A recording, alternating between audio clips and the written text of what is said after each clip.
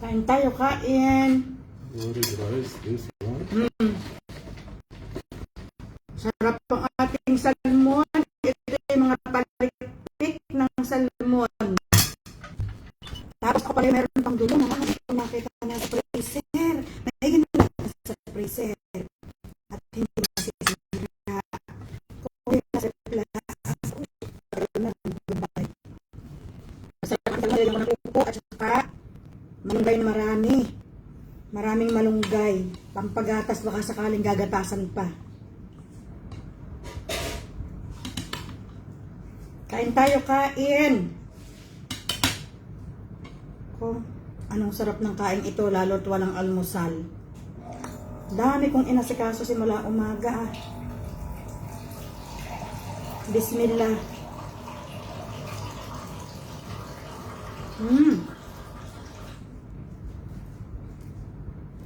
Kaya nangangain ng tortang dulong. I will bring date or no? No. Why? Don't eat dates today. Make it every other day, honey. Other day? Yeah. Oh, masarap this rice, yeah? This is the one, the black one. This is very good. Diamond rice. They put diamond with the rice when they... Yes, when they cook. They cook.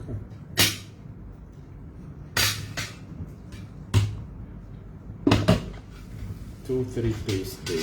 No, honey. Matigas ang ulo ng asawa ko talaga eh.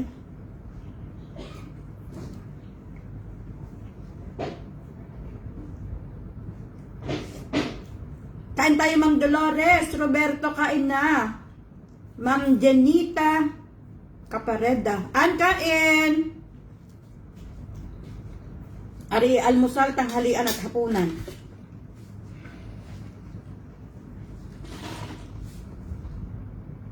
You eat before or no? I only ate the skyflakes, honey. What? Yeah. Because you cook the egg like that. That, you know I am cooking like that one. Because this will make you full. That's why. Yeah. That is tomato egg, nothing else inside. But I don't have bread. السلام عليكم كيف الحال شو الأخبار ألبرت again kain tayo halika din halika na din Pwede mo yung kain na, Luisa, kain, Luisa. Halika na din eh. Yeah, but I mix it because of what I just lie down and wake up again. How many hours did you sleep? Just start.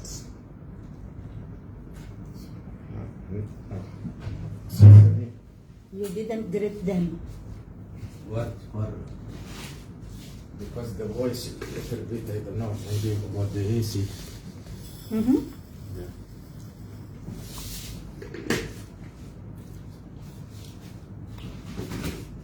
If you're not open AC. Kain, Luisa, kain tayo.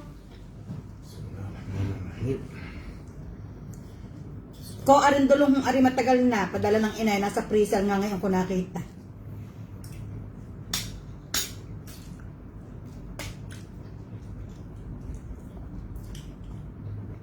Ari talagang kain namin, ari tanghalian at hapunan.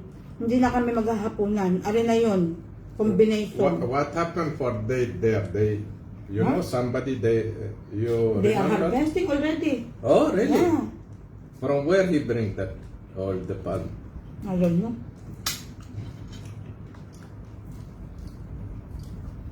Noodle. Expensive there in Philippines. Yeah? Nobody eating. Ito na, mga palikpik ng mga palikpik ng salmon. Ari lamang ang kaya ng aming, ng aming bulsa. Pag yung slice ng salmon, pagkamahal naman, 55 dirhams ang kilo. How much? 55? Why? 50, 45, 55, depends. Because salmon is coming from Norway or Sweden.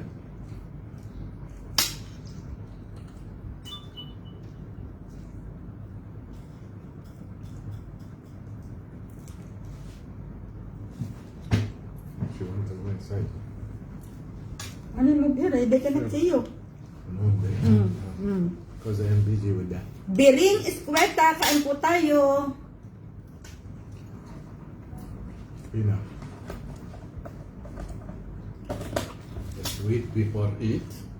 Madali lang akong magtorta ng dulong. Linisin ninyo ang dulong. Lagyan nyo ng itlog. Haluin. Hiwaan ninyo ng sibuyas, bawang, kamatis. Timplahan nyo ng asin at paminta. Itorta nyo na sa mantika mainit. Yun. Yan lang ho ang pagtutorta ng dulong. Torta, how to make torta? Bilireba Angie, kain na. Torta from the fish they're making? Yeah. No, from apple.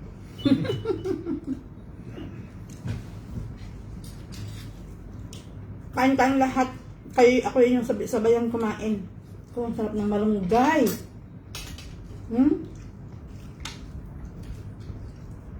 Marami tanik?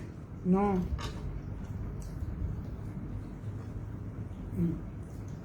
Salmon no tanik. This salmon may be living in the mountain. Yeah.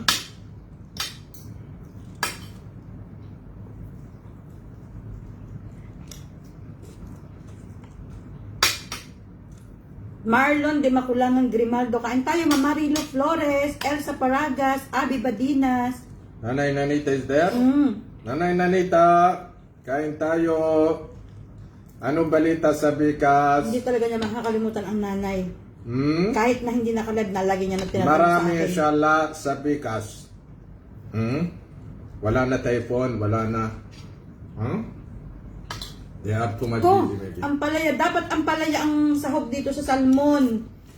Eh, naisip ko, parang gusto ko kumain ng upo. Nasaan diyan? In the basketball court. Oh, still there. Naman. Oh, because today Habibi she go for her grandmother.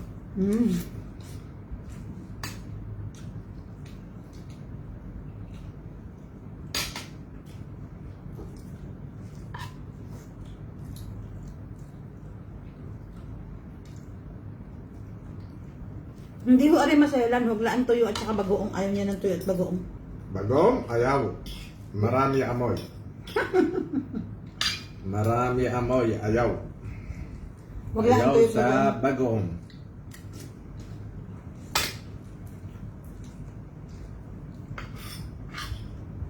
Bagong, masarap. Masarap with okra and talong. Oh, Mommy, does school start tomorrow or on Tuesday? I will see the Tomorrow. email. Because What? my friend said Tuesday. Some are Tuesday, some are tomorrow. I will see in the email. I have the email. Kain po! Ma'am Gina Garcia, Ma'am Maria Martanes, Ma'am Maritas Capricho, kain tayo. Ma'am Janet. Gusto ko yung upo. Yeah, I want upo. which one? Opo? This one, the green one. Masarap ang upuhan eh. Ayan.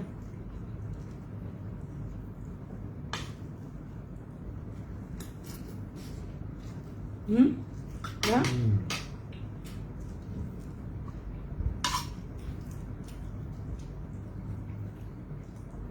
This is big salmon. Let's tell of the salmon, this one. How they make this one? They remove what? They are getting the fillet and they are selling it to the hotel. Why the hotel they... Restaurants, hotel, like this. And then for the poor people like us, they are selling like this. Yeah. That is not fair? Yeah. What they are thinking who is in the hotel? They come from mountain? Honey, it's the same taste. Whether it is like this or whether it is the fillet, same. Kain po, Adelina Cruzado from Marinduque, Ma'am Mila Bandin Payapag. Nora, kain na. Fergs di maampaw, kain po. Walaikum assalam. Who's it? Nora? Ma'am Norma Sambiento, kain po. Ang dulong po ay galing sa Pilipinas. Rensky Baldemosa. Kaganda ng pangalang Baldemosa. Valdi? Baldemosa. Oh, okay. That is her name.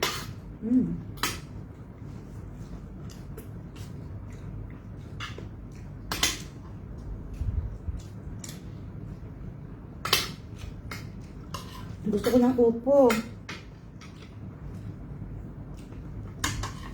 Opo, that cosa, yeah? Like, This is kosa. like, but it's long and big. Uh-huh.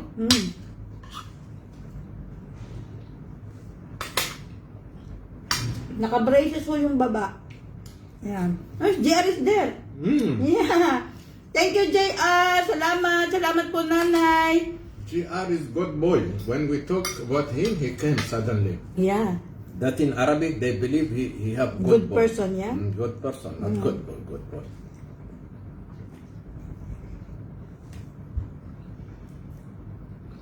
Ma'am Janelita Escolano, kain po.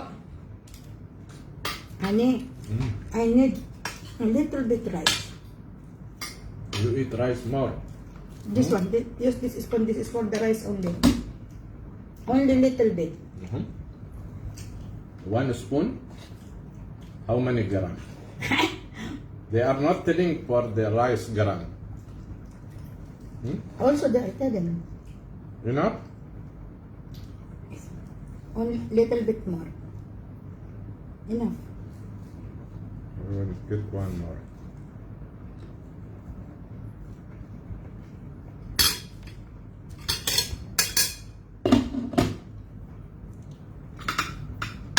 I feel full before, but I start to eat. Ang dami ko nakain malunggay.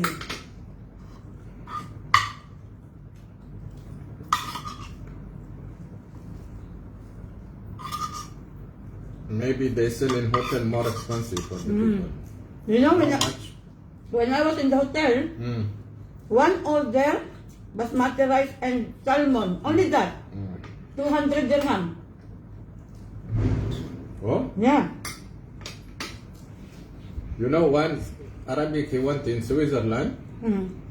He compared the price. One khubuz bread. You know how much? $12, 10 franc. One khubuz only, yeah? Chicken, how much? $30.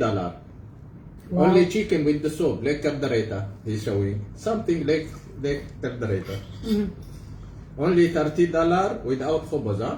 Very expensive. Khubuz only 10 franc, like $12, if you compare it, it will come 45 dirham. Only khubuz, one bread. It's very expensive, honey.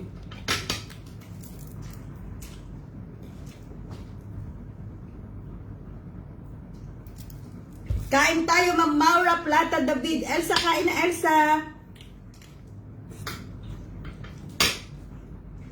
Salmon na maraming malunggay at upo, tapos dulong na torta. That is one meal for one person, around 200 dirham. It's some hoteler, that is meal. Burger 80, 90 dirham. Too much expensive, honey. Yeah, that is. Nauumay ako sa salmon. Sobrang taba. Sobrang kakapal ng taba ng salmon.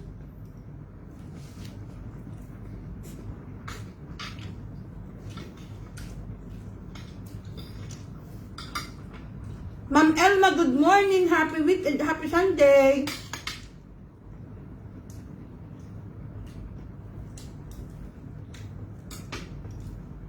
I didn't eat torta, huh? I forgot. It's salty, honey. Salty? Salt is not good for the blood, high blood. Yeah. You have to be careful.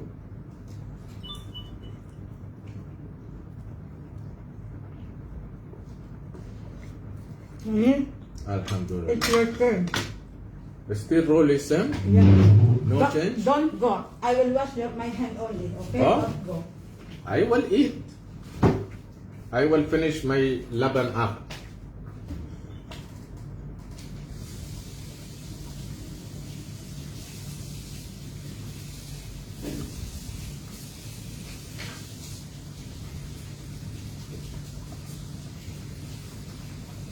Alhamdulillah Rabbil Alamin.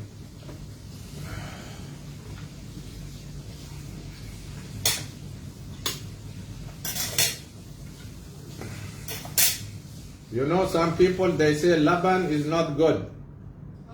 Labaniyat in Arabic, in Persian, laban with the fish, something like the fish, yogurt, anything come from animal is not good to eat Mix? with the fish. Not mix. You eat like this. Honey, why you didn't finish all the yogurt? I eat food. You are wasting the food. They said it's not good to Honey, eat don't with please. Don't waste the food, honey. Which We one? are not I will rich. eat We it are now. not rich to waste like that. The, Yeah, please. You have to mind it. We are not rich to waste the food. Huh? Why you put rice here in the bucket? Which rack? I will make biryani, no? Hello po, Nene Julieta Tabudlo Hermonio. Good evening, Ma'am Vina Soriano. Good evening po. Maraming salamat at kayo nandyan. Tayo'y magkwentuhan, tayo'y magdiskasan. Medyo mainit ang ulo ko sa mga pangyayari sa mundo. Medyo naiinis ako sa mga walang kakwenta-kwentang anak na may mga guts na murahin ang magulang, na i-disrespect ang magulang pagkatapos silang palakihin, pagkatapos silang alagaan, pagkatapos silang suportahan. May mga anak talaga. May mga anak talagang hindi ko alam kung saan nahugot ng kapal ng mukha. Marisa, maaga akong nagpa-applya. At kakoy baka maaga si na Ariel Duduong at may dulong ay di ako nakabahagi ng kalahating tabo. Aking itinorta agad ang dulong. Juliet Dino, good evening. Ma'am Feli Rial, Ma'am Cristita Tita. Shout out po. Kaganda ng Cristita Tita. So ayun tayo mga kaulam, ay puntriyahin natin itong mga anak na walang mga anak na lapastangan sa magulang. Nainis ako talaga. Salvation Parlot Za from Negros Occidental. Good evening po. Thank you for watching. Gusto kong tanungin ang mga anak na ito. Kung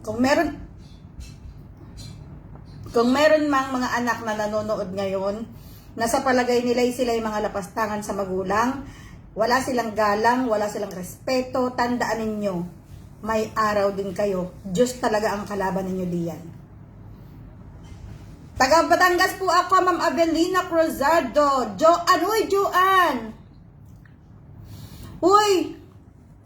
Hindi nyo naman ako inimbitahan. Paano ako pupunta sa inyo? Hindi ko naman alam ang bago nyong bahay. Hindi ko alam kung saan kayo nakatira. Tapos, nag-part-time din ako noong summer. Nag-part-time job ako, kaya sobrang busy ko din noon. Ma'am Edna Oliva Marcaida, good evening. Hayaan mo ngayong weekend, Joanne. Ngayong weekend, pag hindi kami papasok sa school, sige, magkita tayo. Nandito ka sa Dubai si Jai. Hi, Jen!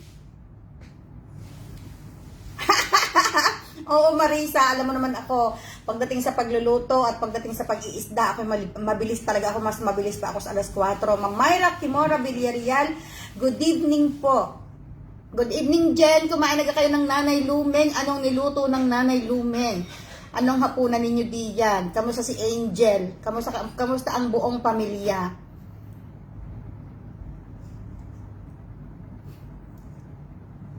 O sige, hayaan mo, magkikita tayo sa weekend ni Jai. Iset mo kay Jai, ha? Joanne, sorry na hindi ko kayo napuntahan nung summer, nung holiday, nung bakasyon ako. Sobrang dami kong iniisip, sobrang dami kong inasikaso din, sobrang dami kong tinarbaho. So siguro ngayong weekend, sige, iset natin iyan. Tayo magkainan. So ito na mga kaulam, ako'y mainit-init pa, na ako'y naiinis, na ako'y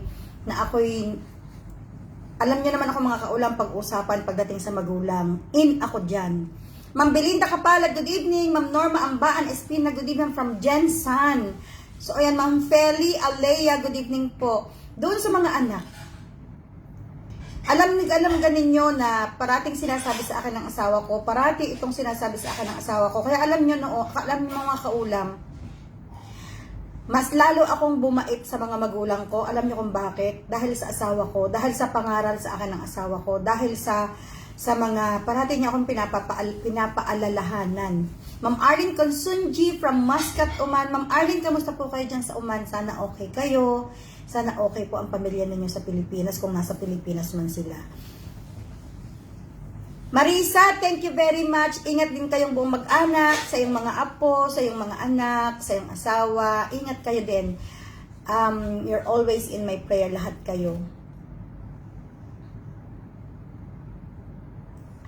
So ayun, naiinis ako dahil may mga pangyayari talaga mga kaulam ito mga nakaraang araw na may mga anak talaga mga kaulam na kaya talagang murahin ang magulang. Hindi ko talaga mga kaulam minsan mapaniwalaan yan. Akala ko sa pelikula lang yan nangyayari. Akala ko sa mga dula sa radyo. Akala ko sa mga ano lang yan nangyayari. Nangyayari pala talaga yan sa totoong buhay. Na mga anak talaga na kayang murahin ang magulang. Hindi ko talaga yan minsan ma-imagine. Hindi ko minsan mga kaulam ma-imagine na kaya palang bumitaw ng isang anak, kaya palang bumitaw ng masasakit na salita patungkol sa kanilang magulang. Meron pala talagang anak na kaya nilang gawin yan.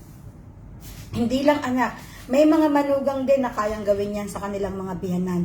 Yung murahin, lapastanganin, walang galang, walang respeto. Ito naman ang Ma'am Cristina Francisco is to esta dakasin good evening po from Aurora, Isabela. Alam niyo mga kaulam, ito din ang sinabi sa akin ng asawa ko. Isang beses mong palaglagin ang luha ng iyong magulang. Sa Diyos ka talaga mananagot. Sa Diyos ka talaga haharap. Sa Diyos ka talaga mananagot. Maaaring hindi ka kayang pagbuhatan ng kamay ng iyong magulang. Maaaring hindi ka kayang murahin pabalik ng iyong magulang. Maaaring hindi lalaban sa iyo ang magulang mo dahil takot sa iyo. Pero tandaan mo ito, isang umaga gigising ka, sa Diyos ka talaga mananagot. Dahil ang sabi ng asawa ko, kahit isang beses na lumaglag ang luha ng iyong magulang dahil sa sama ng loob sa iyo o dahil may ginawa kang masama sa kanya, tandaan mo, pagbabayaran mo yan ng mahal. Pagbabayaran mo yan ng hindi mo makakalimutan. Ay ako mga kaulam, ako ang taong sobrang takot ako sa karma. Ako talaga mga kaulam, takot na takot ako sa karma. Takot na takot akong maparusahan ako. Alam niyo, ayoko talagang karmahin. Kaya ako hanggat maaari pagdating sa magulang mga kaulam, hindi ko man maibigay sa kanilang lahat, hindi ko man sila madulutan ng yaman, hindi ko man sila mabigyan ng lahat ng kanilang pangangailangan. Sinisigurado ko hindi ko rin naman sila bibigyan ng malaking problema at lalong hindi ko sila kayang murahin. Totoo ho yan, Ma'am Edna Oliva. Sabi ni Ma'am Edna, sa generation ngayon po, mahirap magdisiplina ng anak dahil sa mga social media at gadget na yan. Totoo. Tapos kinakampihan pa ng gobyerno. May parusa agad kapag namalo ang magulang. May parusa agad ang magulang kapag nanigaw ng anak. Hello po Ma'am Helen Romero. Grabe na ang talagang... Hindi ko lang talaga mga kaulam mapangalanan. Kasi ayoko ng diskusyon. Pero kung alam mong ikaw ang tinutukoy ko sa paglapastangan mo sa magulang mo, kung alam ninyong kayo ang tinutukoy ko, sa paglapastangan nyo sa inyong ina, tandaan ninyo ito. Tandaan ninyo. Anong date ngayon? 25? Yes. August 25, tandaan ninyo, mananagot kayo sa Diyos. Malaking pananagutan ang inyong haharapin. Malaking kaparusahan ang haharapin ninyo sa Diyos sa ginawa ninyong paglapastangan sa inyong magulang. Hindi lang yan. Ang dami mong anak. Tandaan mo, kung ano ang ginawa mo sa magulang mo, 3 beses yang gagawin sa'yo ng anak mo. Maka3 beses hanggang maka10 beses yan ibabalik sa'yo ng anak mo para maunawaan mo ang sakit na nararamdaman ng magulang mo habang minumura mo siya, habang nilalapastangan mo siya. Hindi ka nahiya sa sarili mo. Dinala ka ng iyong ina ng 9 na buwan sa kanyang sinapupunan, halos mamatay-matay sa panganganak sa iyo, halos magkandakuba ang iyong ina sa pag-aalaga at pag-aaruga sa iyo, halos hindi na natutulog sa gabi sa pag-aaruga pag ikaw ay may sakit. Yan ang igaganti mo sa iyong ina, yan ang igaganti mo. Ang paglapastangan, ang pagmumura, yan ang igaganti mo talaga sa iyong ina. Hindi ko alam kung anong kaparusahan ang naghihintay sa iyo. Hindi ko alam kung saan ka pupulutin. Nanggigigil ako sa mga taong ganito. Nanggigigil ako. Wala kang karapatang mabuhay sa mundo kapag ganyan ang ugali mo sa magulang mo. At sana, pagdating ng araw, 10 beses yang gawin sa iyo ng anak mo. Ng mga anak mo. Sana pagdating ng araw, 10 beses yang gawin sa iyo ng mga anak mo. Na halos iluha mo na ang dugo para maramdaman mo yung sakit talaga.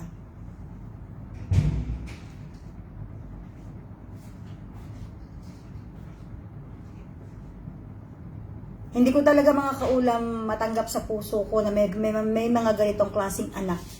Isa lamang yan eh. Hindi mo kayang bigyan ng magandang buhay ang magulang mo. Hindi mo kayang bigyan sila ng rangya ng buhay. Huwag mo silang lapastanganin. Wala mang mawawala sa iyo.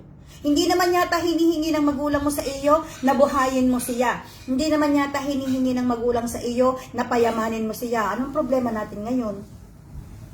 Wala namang magulang, mga kaulam, bihirang magulang mga kaulam ang hihiling sa anak na bigyan mo siya ng maraming pera. Ang mga magulang, pinakamarami sa kanila, makita ka lamang ng mga magulang na maayos ang iyong pamumuhay, na ikaw ay nakain ng 3 beses sa maghapon, napapaaral mo ang iyong anak, masaya na ang mga magulang.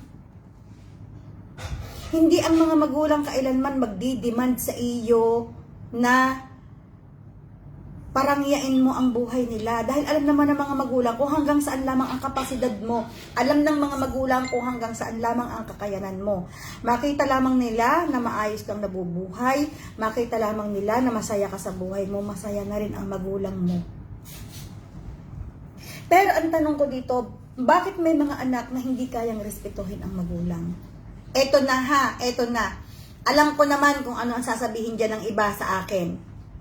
Oy, may mga magulang na salbahe din. May mga magulang na hindi rin marunong magpalaki ng anak. May mga magulang na naninigaw din ng anak. May mga magulang na namamalo din ng anak. Totoo yan. Totoo. Pero wala ka pa rin karapatang lapastanganin ang magulang mo. Kung ang magulang mo bunganga, umalis ka. Kung ang magulang mo nager at magaling magsermon, umalis ka. Layasan mo, umalis ka. Magpalipas ka ng oras, umalis ka. Pero wala kang karapatan na lapastanganin ang magulang. Wala. Wala tayo sa posisyon. Lahat tayong mga anak, wala tayong dahilan. Wala kahit ni isang dahilan para lapastanganin mo ang magulang mo. Salamat po Ma'am Rebecca Peralta, Ma'am Charity Baez Celestino. Good evening po. Sabi ni Ma'am Charity, sala ng paluin, kurotin ay kalaban agad ang DSWD, kaya pati nalakas ang loob ng mga bata nila. Totoo. Yung mga DSWD yan, wala akong ano dyan. Hindi man sila nakakatulong sa atin. Hindi nila, DSWD nga sila, hindi nga sila marunong din magdisiplina ng anak sa bahay nila. Wala tayong karapatan mga kaulam. Walang sino mang karapatan lumapastangan sa magulang. Dahil tandaan ninyo, sinasabi talaga ng Diyos, paluhain mo ang magulang mo dahil sa sama ng loob. Para mo na rin akong pinaluha. Parang ginawa mo na rin sa akin yan. Kaya lahat ng anak na lumapastangan sa magulang, tandaan ninyo mga kaulam, may malaking kaparusahan yan. Meron. Huwag kayong kampante sa buhay. Darating at darating, gigising ka sa isang umaga, iiyak ka talaga. Dahil ipaparamdam sa iyo talaga kung ano ang ginawa mo sa magulang mo. Wala tayo sa mundo kung walang magulang natin, walang perfectong magulang. Wala talagang perfectong magulang mga kaulam dahil ang magulang tao lang tayo. Walang perfect. Ang mga magulang nagkakamali. Ang mga magulang nakakapagbitaw ng masakit na salita. Ang mga magulang namamalo. Isipin natin kung ano ang dahilan kung bakit nagagawa ng magulang. Hanggat kayo, inalagaan kayo ng mga magulang nung bata pa kayo, pinakain kayo, pinaaral, pinalaki, binihisan, pinatira sa bahay na may bubong, na hindi kayo kahit papaano naaagrabyado, wala kayong karapatan kahit na kaunti para lumapastangan ng magulang. At sa iyo kung nanonood ka nito, alam kong hindi ka manonood dahil alam kong ikaw ang sinasabi ko, humanda ka sa kaparusahang nakalaan sa iyo. At doon sa mga manugang laang naman na magaling lumapastangan sa biyanan, paano ka magiging mabuting magulang sa iyong mga anak? Yan ang tanong ko sa iyo. Paano mo palalakihin ang mga anak mo kung ang magulang mo nga hindi mo ang mga magulang ninyo ay hindi ninyo kayang igalang? Paano kayo papalaki ng anak niyan? Paano niyo sasabihin sa anak niyo ngayon na huwag matitigas ang ulo? Paano niyo sasabihin sa mga anak niyo ngayon na matuto kayong rumispeto? Paano niyo pagsasabihin ang mga anak niyo ngayon na maging mabuting tao? Good afternoon, Ma'am Shane Gunato, Ma'am Lizelle Alcedo Villanueva Payos, good evening po. Paano ninyo sasabihin sa inyong anak na maging mabuting tao kung ikaw lapastangan ka sa magulang mo?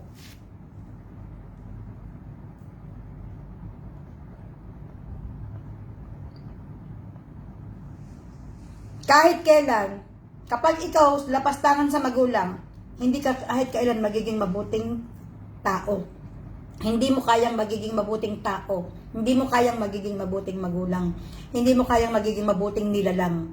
Dahil ang kauna-unahang tao na bumuhay sa iyo, hindi mo kayang respetuhin. Paano ka re-respeto ng ibang tao pa? Paano mo pa re-respetuhin ng iba pang kapwa? May mga anak, mga kaulam, mababait sa kaibigan, mababait sa mga kabarkada, mababait sa mga kaklase, pero pagdating sa sariling pamilya, salbahe. Ang daming taong ganyan. Pasikat sa ibang tao, pero pagdating sa pamilya, ligwak naman ang ugali. Ang daming ganyan. Naakala mo naman pag nagka-problema sila, tutulungan sila ibang tao. Akala mo naman pag nagipit sila, malalapitan niya yung mga kaklase nila, mga kaibigan nila. Akala mo naman pag nalagay sila sa malaking trouble, tutulungan sila ibang tao. Magulang pa rin. Mga kapatid pa rin ang tutulong sa iyo, ang iyong unang-unang tatakbuhan. Hindi yung mga ipinagmamalaki mong mga ibang taong kaibigan. Tsaka ito pa. Kung ayaw mo sa magulang mo at sinasagot-sagot mo siya, huwag kayong lumapit sa magulang ninyo.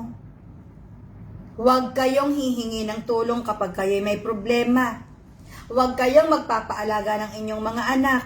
Kung ayaw nyo sa magulang nyo, huwag kayong lumapit. Hindi naman yata kayo iniimbitahan sa kasabahay nila. Ba't kayo tugmok ng tugmok diyan tapos mga wala pala kayong respeto?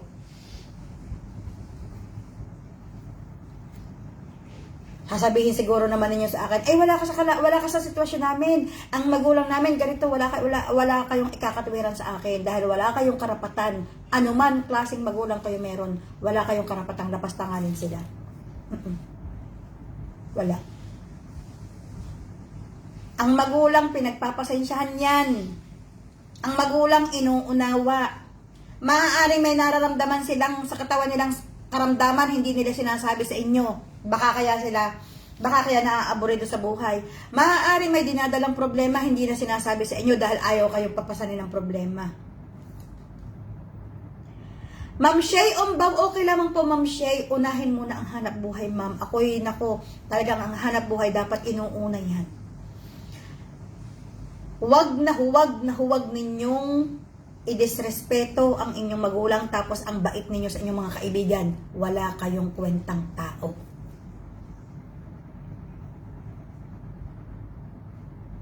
Sa mga ganyang klaseng tao, wala akong respeto. Wala talaga mga kaulam. Pasensya na. Sa mga taong hindi marunong rumispeto ng magulang, wala akong respeto sa ganyan. Ang tingin ko sa kanila, ganito ganyan. Unahin muna ang magulang. Unawain ang magulang. Makinig sa magulang sa sinasabi ng magulang. Ngayon, kung hindi kayo agree sa sinasabi ng iyong magulang, pwede mo namang ipaliwanag na kumbaga, nako inay, nako tatay, ay hindi naman hugay ang aking plano. Ganito ganito, ganyan. Ay, ito naman ang aking gagawin. Ay, siya, pasensya na kayo. Pero,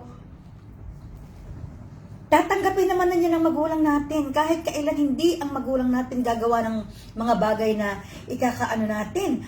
Ipaliwanag mo sa magulang mo. Bakit masama na bang magpaliwanag ng isang magulang? Masama na bang ipaliwanag ang iyong side? Ipaliwanag mo ng maayos, hindi yung murahin mo. Hindi yung sisigaw-sigawan mo. Wala kang kwentang tao. Ikaw talaga ang pinakawalang kwentang tao nakita ko sa balat ng lupa. Sana nanonood ka, no?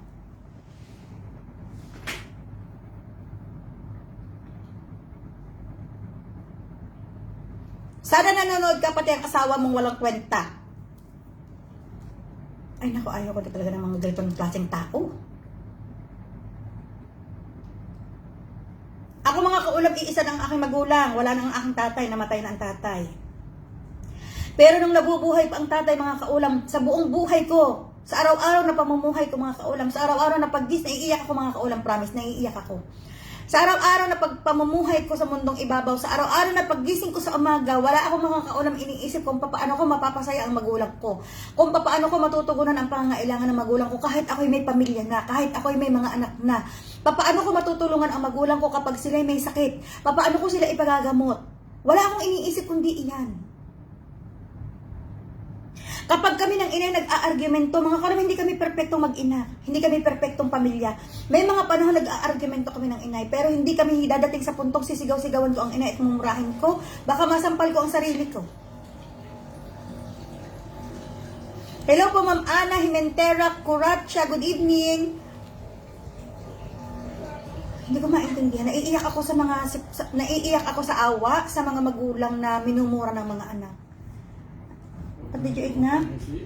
Mayam? What did you eat? You didn't eat my pancake?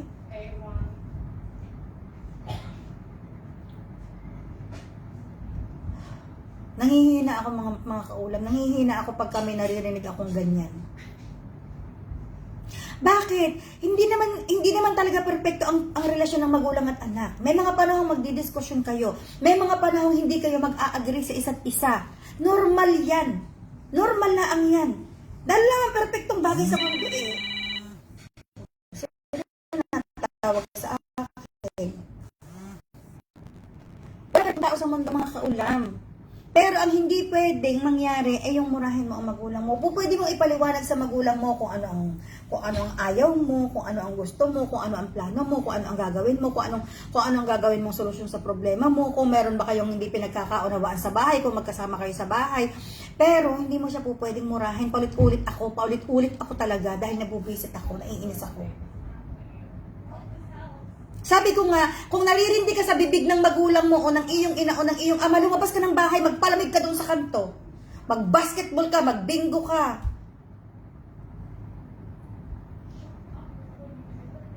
Ako mga kaulam, sa tanda ko ng ito, may asawa na ako at may mga anak. Pag ako'y nauwi sa Pilipinas, minsan naiinis ako sa inay. Alam niyo kung bakit? Nalabas-labas pala ang ako ng bahay. Halimbawa, naligo ako. Alam na ng inay, pag may pupuntahan ako, maliligo ako. Dahil pag wala akong pupuntahan, hindi ako naligo. Aaminin ko yun sa inyo mga kaulam. Pag ako'y nasa bahay lamang at wala akong lakad, ako naligo.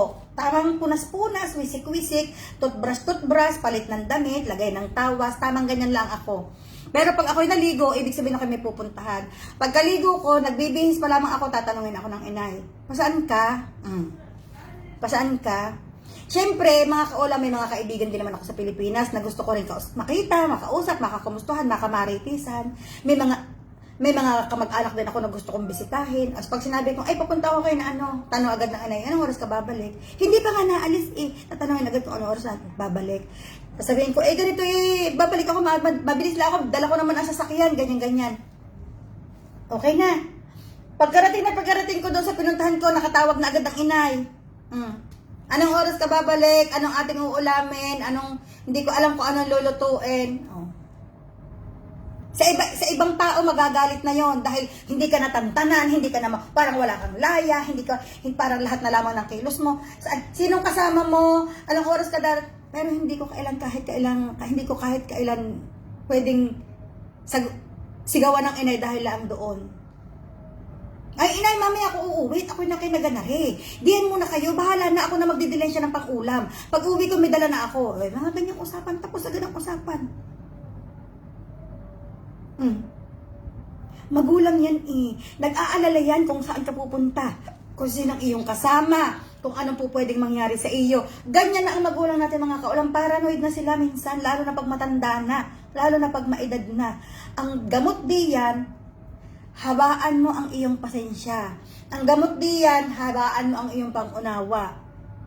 Hindi diyan gamot ang sigawan mo ang magulang mo. Hindi diyan gamot ang murahin mo ang magulang mo. Pag ginawa mo yan, ay di wala kang kwentang tao. Wala kang karapatang mabuhay sa mundo. Ito pa. Halimbawa pa, ito din ang inay, ito din ang pinakamalimit namin pagdiskusyonan ng inay. Ako mga kaulam, yung tinitira na bahay ng inay, sa akin yun, sa akin siya nakatira. Which is, sobrang saya ko dahil, alam nyo, very proud ako mga kaulam sa buhay ko. Siguro, ito yung pride ko na dadalhin ko sa buong buhay ko. Ang inay sa akin nakatira, sa bahay ko nakatira. Kumbaga, gustong-gusto niya doong tumira dahil maraming puno, malamig, tahimik, walang maingay na mga motor, walang maingay na mga lasing na nagsisigawan, walang ganyan. So, kaya gustong-gusto niya doong tumira. Gustong-gusto niya maraming puno kasi nga malamig. Eto na. Yung bahay na yon, nabili ko yon, meron ng koral ng baboy sa likod. Yung paalagaan ng yung tirahan ng baboy, ang tawag sa amin dyan, koral. Ay, awan ko sa inyo kung anong tawag dyan. Meron na yon. Na minsan ang inay, pag gustong mag-alaga ng baboy, pag maganda ang bilihan ng baboy, kapag ang baboy ay maganda ang ano ng baboy, nag-aalaga yan, 2, 3, 4. Tapos kukuha siya ng katulungin ng pag-aalaga, magpapakain, magpapaligo, maglilinis. Tapos pag binenta niya, hati sila sa kita, sa tubo. So ugali ng ina yan. Pero hindi para-parati siya nag-aalaga ng baboy. Ngayon, 2 beses umuwi ako ng Pilipinas, may alaga siyang baboy. Ang baho. Di ka mga kaulang babaho pag may mga kurat, may katabi kayong koral. Yan nga yung kalimitang complain sa mga probinsya yung may alagang baboy sa kapitbahay, pag sumimoy ang hangin, nadadala ang amoy, so ganyan. 2 beses akong umuwi. Nagko-complain ako sa inay. Hindi niyo na kailangan mag-alaga ng baboy. Sobrang baho. Unang-una, kayo bawal na bawal sa inyong kalusugan iyan. Oo nga, ang sagot ng inay, hindi naman ako napapagod at ako naman may tagapag-alaga. Hindi naman ako ang nagpapakain. Ay, oo nga. Ay, ang amoy. Bawal na bawal sa inyo yan. Hindi ganin nyo tanda na iyan ang sinabi ng doktor. So, ganyan ang tema lagi ng usapan namin ng inay. Kayo bagay, hindi nakikinig. Kung ganyan mga kaulam, magsabi sa inay, kayo baga na may matigas din ang ulo, alam ninyong bawal sa inyo, sa isang araw, masama na naman ang inyong pakiramdam. Ganyan. Yun naman pag sa isang araw iibebenta natin, may bayar na ako. Parang hiningan ang pamatay sa akin ng inay, ano pa mga kaulam aking magagawa? Masaya siya ang gagawin ko, alam ka namang itapong ko ang baboy, alam ka namang katayin ko ang baboy, dahil hindi, wala akong magagawa. Ngayon, noong pumunta siya dito, sabi ko, inay, yung koral ipapatibag ko na yun, ayaw ko na yun doon. Ipapatibag ko yun, tapos patatambakan ko yun ng bato at saka buhangin. Tapos palalagyan ko ng kubo para kahit papaano may pwedeng magpahinga doon sa kubo, mahangin, maraming puno. Bega lagi ikang ipatitibag, ayun ikay napapakinabangan. Sagot ko sa inay, ay ako ang may-ari niyan, kaya gagawin ko ang aking gusto. Ipatitibag ko iyon. Ako ang may-ari, ako ang masusunod. Ganyan ako makapag-usap sa inay mga kaulam. Hindi ko siya mumurahin, hindi ko siya sisigawan, pero sasabihin ko sa kanya ang totoo. Ipaliliwanag ko. Kaya ako naman gusto talaga mga kaulam ipatibag iyon. Tuwing yung koral na iyon, habang ang koral na iyon ay nakalagay doon, ang inay matitem. Kaya lang hindi makapag-alaga ngayon ang inay ng baboy. May sakit ang baboy sa atin, may tagpiste ang baboy sa atin ngayon. Pero kung hindi, siguradong may alaga na namang baboy. Kaya ako naman talaga ipatitibag yung mga kaulam. Ayaw ko na siyang mag-alaga ng baboy. Dahil ang inay mga kaulam, hindi na siya talaga pwede makaamoy ng pabango. Bawal din sa kanya ang pabango. Na may siya hindi siya basta yung mga usok, yung mga alikabok, yung mga ganyang amoy, bawal na yun sa kanya. Kausap ko nung isang araw si Christian, yung kapatid ko. Sabi ko, Christian, gawan mo ng paraan, ihanap mo ako ng taong magtitibag talaga ng koral na yan, babayaran ko kahit magkano. Tapos patatambakan natin ng buhangin at saka ng bato para patatayuan ko ng kubo. Sabi ni Christian. Sabi ko, kaya lang Christian, wag mo na sasabihin sa inay at ang inay ko, tututol na naman yun. Sabi ni Christian, di tataunin natin na nasa palengke ang mama, sabi niya, para pagdating niya, nakatibag na, wala siya magagawa. Ayaw din sabihin ni Christian sa inay, dahil alam na ni Christian talaga na tututol ang inay sa pagpapatibag ko talaga ng koral. Ang pinupunto ko dito mga kaulam, hindi lamang ako nagchichismis ng tungkol sa inay, tungkol sa akin. Ang pinupunto ko dito, maraming argumento ang pamilya, maraming argumento ang anak at ang magulang na hindi natin kailangang sigawan at murahin ang ating magulang. Ma'am Beatrice Bonolo Velasquez, good evening. Ma'am Mayet Abante Montiero, hello po. Hindi ko talaga alam mga kaulam, yung kung saan nahugot ng kapal ng mukha at lakas ng loob, yung mga anak na magagaling magmura ng magulang. Tandaan ninyo itong sasabihin ko, uulitin ko ulit nga ako Ang laki ng kaparusahang naghihintay sa inyo. Ang laki ng karma niyan, promise. Promise ko yan, tatak nyo yan sa bato. Ang laki ng karma niyan. Sa magkakapatid naman, normal lang yan. Normal lang sa magkakapatid ang magka-argumentuhan, normal lang sa magkakapatid ang hindi nagkikibuan, normal lang sa mga kapatid ang mag-away kayo. Pero parati din yung tatandaan, mga kaulam, huwag ninyong tatanggalin ang pagmamahal sa inyong puso. Kung kayo man at ang inyong kapatid ay mayroong tampuhan, mayroon kayong hindi pagkakaunawa, normal lang yan. Huwag lang kayong magbibitaw ng mura o huwag lang nyo nang mumurahin ng isa't isa, or huwag lang inyong tatanggalin mga kaulam yung pagmamahal sa puso ninyo. Anong ibig sabihin noon na pag ang kapatid na yun, ninyo na yan ay lumapit sa inyo ng tulong, huwag ninyong tatanggihan dahil lang magkaaway kayo, dahil lang magkagalit kayo. Huwag. Dahil lang magkakapatid mga kaulam, walang magkakampi sa mundo kundi ang magkapatid din. Hindi natin po pwedeng maging kakampi ang ibang tao. Tandaan niyo mga kaulam, hindi tayo kakampihan ng ibang tao. Bakit? Ang ibang tao mga kaulam, alam niyo kung anong iniintay ng ibang tao? Yung mag-down ang buhay mo. Masaya sila dyan. Masaya ang ibang taong nakikitang nagda-down ang buhay mo. Hindi kagaya ng kapatid na kapag nagda-down ang buhay mo, nakasaklolo. Kahit pa kayo hindi nagkakaunawan parati, kahit pa kayo parating magkabangayan, kahit pa kayo parating magkasinghalan, tandaan ninyo, pag nag-down ka, malungkot ang kapatid mo, masaya ang ibang tao. Normal yan eh. That is very normal to every human being. Pinanganak tayong may mga ganyang feelings. Huwag na tayong mag-deny. Huwag na tayong tumanggi. Ay, hindi ako ganyan. Pero ang sinasabi ko sa inyo, ang pamilya ay pamilya. Hindi yan kayang ipagpalit sa kahit na kanino. Diba? Pagkapatid, pag nakita, ako, personally, pag nakita ko kung down ang kapatid ko, ay, parang guguho ang puso ko mga kaulam. Kung meron lang akong magagawang paraan, antimano, right away gagawin ko. Pag nakita ko ang kapatid kong naunlad, masaya ako. Pag nakita ko silang namumroblema, may problema, malungkot ako. Pero hindi ang ibang tao ganyan. Ano ang hihintayin ng ibang tao mga kaulam?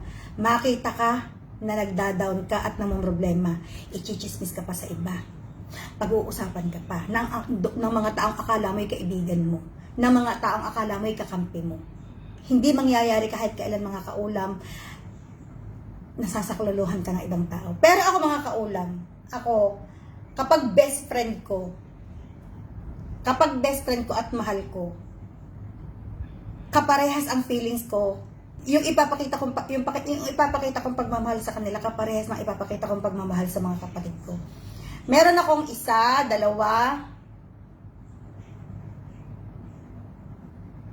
3. Meron akong 3 best friend na pag nababalitaan ko meron silang problema, malungkot ako mga kaulam. Tatanungin ko agad sila, uy, kamusta ka? Uy, lalo na kapag kayong may sakit, yung uy, huwag kang pakampante, magpa-check up, pumunta ka sa doktor ha, hindi pwedeng ganyan, talagang raratratin ko agad yan ng punta sa doktor, may pera ka, anong hinihintay mo, ba't hindi ka magpapadoktor? Talagang sesermonan ko talaga ng sobrang-sobra. Kaibigan ko mahal ko ganyan talaga. Ako pag best friend ko mga kaulam, kung ano ang trato ko sa kapatid ko, gayon ko din silang tratuhin. Marami akong kaibigan, but not best friend. Marami akong kaibigan, but not, hindi gayong kalalim. Hello po, Ma'am Lorena, mga Hasberdillo, Ma'am Cel Santo Domingo, good evening. Ma'am Agnes Perez Sabili, good evening po. Ma'am Ann Anda, good evening. Tandaan ninyo mga kaulam, ang pamilya lamang ang pwedeng sumaklolo sa atin sa oras ng ating kagipitan. Ang pamilya lamang ang pwedeng umunawa sa atin kung hindi tayo maunawaan ng ibang tao. Ang pamilya lamang ang pwedeng kumampi sa atin kung wala kayong makitang kakampi sa inyong mga kaibigan, dahil wala naman talagang kakamping kaibigan mga kaulam. Kakilala, kasamahan sa kasiyahan. Yung mga taong kasamahan lang ninyo sa kasiyahan mga kaulam, sa party-party, sa pasosyalan, tandaan ninyong hindi niyo yan kayang sandigan sa mga problemang darating sa buhay ninyo. Never. Never yan sila sasaklolo sa inyo. Alam niyo kung anong gagawin ninyan? Kukuhanin agad ang cellphone. Ite-text agad ang inyong circle of friends. Hoy, alam mo, Si ano, nako, nakakaawa pala ang kalagayan ngayon. At ano, baon na baon pala sa utang. Ay, maigi nga sa kanya, feeling sosyal. Kaibigan mo yan ha, kasamahan mo yan sa kasayahan. Parati kayong magkakasama kung saan-saan. Shoutout po Ma'am Edelwina Bagang Pekson. Shoutout sa inyo ma'am. Kamusta kayo? Sana nakapaghapunan na kayo ng maayos. At sana kayo ay nakahiga na at namamahinga na habang kayo nanonood. So yung mga kaulam ganyan. Hoy, alam mo. Tapos pag-uusapan na kayo. Tapos kinabukasan nagkikita-kita ko. Hoy, kamusta? Ay, ano na? Akala may walang nangyaring chismisan. Akala may walang nangyaring usapan behind my back. Kung mga umasta sa harapan ko, akala may walang nangyaring chismisan behind my back. That is the normal human being, mga kaulam. Kaulam, saan ka bumili ng dulong dito sa UAE? Wala naman sa fish market. Ma'am Tiffany sa Monte, galing po sa Pilipinas, ma'am. Kung ikaw lang ay malapit, ikibibigyan ko. Wala po dito, ma'am, dulong dahil bawal ho itong hulihin dito. Bawal hulihin dito ang ganyang kaliliit na isda. Actually, Ma'am Tiffany, sa Pilipinas, ipinagbabawal na rin. Kaya lamang, matitigas ang ulo ng mga mangingisda at pinikikitaan eh. Walang ibang source eh. Kaya kahit papaano sa amin, minsan nakakalusot pa rin ang mga mangingisdang manghuli niyan. So yun mga kaulam, ang sinasabi ko sa inyo, ingat kayo sa mga taong kasama nyo everyday. Kung meron kayong gustong i-chismis, pwede nyo namang i-chismis sa inyong kapatid. Pwede nyo namang i-chismis sa inyong magulang. Pero minsan ang magulang natin chismosa rin mga kaulam. I-chismis din sa kanila mga kumari. I-chismis, ang kapatid natin i-chismis sa kanyang best friend. Sasabihin, naku. Ito'y sabi ng aking kapatid, iwag daw natin itong sasabihin kahit kanino. Ito'y ating lamang. Pag-chismis na may Reyna ng Marites. Ako may tiwala ako sa kapatid ko at ako'y parati mga kaulam sa mga kapatid ko. Pag kami nag-chat ng ang kapatid ko, kami chismisang likit, chismisan ng aling likit. Ang ito naman minsan kapatid ko hindi rin siguro minsan hindi rin makatiis, may mga kaibigan din na napapag-ulitan siya. Itong napag-chismisan ng mga Reyna ng Marites naman, doon talaga mapapahama. Kaya mag-ingat-ingat din kahit papaano.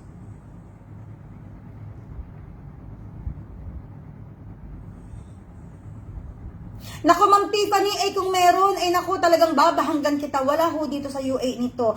Minsan, pag nakakabili ako, Ma'am Tiffany, ng malalaking isda, katulad na yung mga tambakol, o ano, pag binili ako ang tiyan, maraming dulong na laman sa loob. Doon lang ako nakakita ng dulong dito sa UAE kapag yung laman sa loob ng tiyan. Pero hindi ho sila nahuhuli dito, ibawal. Kasi sobrang liliit, yun daw ang mga papalaki pang isda. Sabi ko naman, hihintayin pang lumaki. Kung nakakain naman ng maliliit, di hulihin na agad. At nang wala nang maraming problema pa. Pwede naman kainin ng maliliit. Na may paglumaki, ayun naman kakainin din, huhulihin din. Hihintayin pang lumaki. Ang sabi naman ng mga mangingisda sa amin, syempre, kailangan pa nilang mangitlog para dumami pa ang isda. Tama naman nga sila. Ako naman nga ang mali. Pag hinuli nga naman ang ganaring kaliliit, paano nga naman mangingitlog? Paano nga naman dadami ang isda? Mali nga naman ako. Di ba mga kaulam? Ari nga pala mga kaulam talagang inuutay ko pa rin. Ako hindi ko maintindihan kung bakit parang ako hindi nabubusog. Ari banana pancake na niluto ko sa aking mga anak, ay naman ubusin. Hindi ko na uubusin, pero ako'y parang napapatakap sabay naman sa sobrang takaw, mainam ang aking appetite na salamat sa Diyos. So mga kaulam, ingat-ingat tayo sa ating pinagsasabihan ng ating mga problema. Ingat tayo sa pinagsasabihan natin ng ating mga hinaing sa buhay. Dahil hindi lahat mga kaulam ay ang intention ay makatulong o magpayo. Karamihan mga kaulam ang intention, i-chismis ka sa ibang tao. Bakit ko alam? Chismosa din ako. Pero, chismosa ako in a way na hindi ako sisira ng buhay ng ibang tao. Nililimitahan ko, mga kaulam, ang pagiging chismosa ko. Pag alam ko na ang mga bagay na ito ay makakasira sa kanyang pagkatao, pag alam ko na ang mga bagay na ito ay pag-uumpisahan ng patayan, pag alam ko na ang mga bagay na ito ay pag-uumpisahan ng bugbugan, o kaya ng suntukan, o kaya ng babagan, ba't ko pa sasabihin, ba't ko pa i-chismis? Hindi ko na yan i-chismis pa. Itatago ko na lang, iipitin ko na lang sa aking tiyan.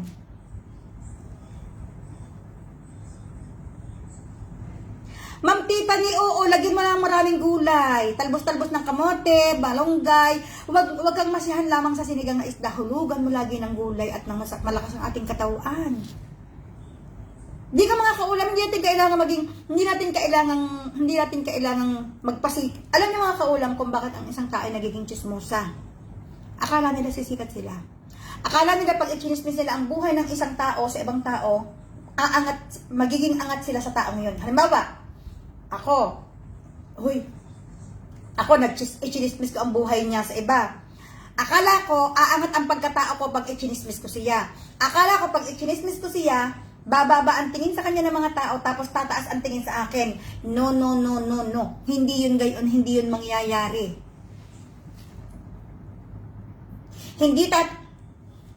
Akala mo, ichinismis mo ang isang tao, at nalaman ng mga tao ang kanyang sikreto. Akala mo, ikatataas ng iyong pagkatao? No way. Mas mababa ang magiging tingin sa iyo ng tao. Dahil bakit? Dahil hindi ka mapapagkatiwalaan. Na hindi mo kayang mag-keep ng sikreto. Mas mababa ang iyong pagkatao kaysa sa doon sa ichinismis mo. Dahil ikaw, hindi ka mapapagkatiwalaan, gayon yun. Akala mo, bida-bida ka, ikaw si Jollibee, na ikinuwento mo ang buhay nitong isa doon sa iyong mga kaibigan. Akala mo, tumaas na ang pagrespeto nila sa iyo. Akala mo, tumaas na ang pagkakilala nila sa iyo. No way. Isa kang certified na chismosa, ang baba lalo ng pagkatao mo. Bakit? Hindi mo kayang mag-keep ng sikreto. Hindi mo kayang depensahan ang ibang tao. Gayon iyon. Akala mo, ikaw na ang magaling dahil alam mo ang sikreto ng ibang tao. Di siguro. O kayo diyan, yung mga chismosa dyan. Ikinismis mo itong kapitbahay mo. Aring kapitbahay natin, alam niyo may parsyagit are. At kaya are ilagay nasa bayan, may parsyagit. Doon nagtatagpo sa ikinataas ng pagkatao mo. Sabihin mo ng totoo nga ang sinasabi mo, pero ikinataas ng pagkatao mo. Akala mo ikinaging magaling dahil ichinismis mo ang buhay niya. Ay baka sa isang araw may kadate din doon sa may yiluhan. Baka sa isang araw may kadate din sa likod ng bilihan ng comics. Kupo! Ang mga bagay na hindi mo kailangang ikalat, huwag mo na ikalat. Kung pag-uumpisahan ng pagkawasak ng pamilya ng iyong kapitbahay, kahit alam mo, iipitin mo na lang sa iyong tiyan, bahala na yung kanyang pamilya makabisto. Huwag nang manggaling sa iyo. Piling ka bida-bida. Naku, alam niyo kung sino nagbulgar niyan? Ako nakakaalam dahil nakita ng dalawa kong mata. Kaya ako lamang ang nakakaalam. At ako ang pinakamagaling dahil ako ang kauna-unahan nagkwento. Ay. So proud ka pa. Proud ka pa ikaw ang nagpakalat ng chismis. Proud ka pa. Sa susunod, hindi mo alam na sa susunod wala na makikipagkwentuhan sa iyo dahil wala nang tiwala sa iyo ang mga tao. Dahil sobra kang kachismosa. Gayon yun.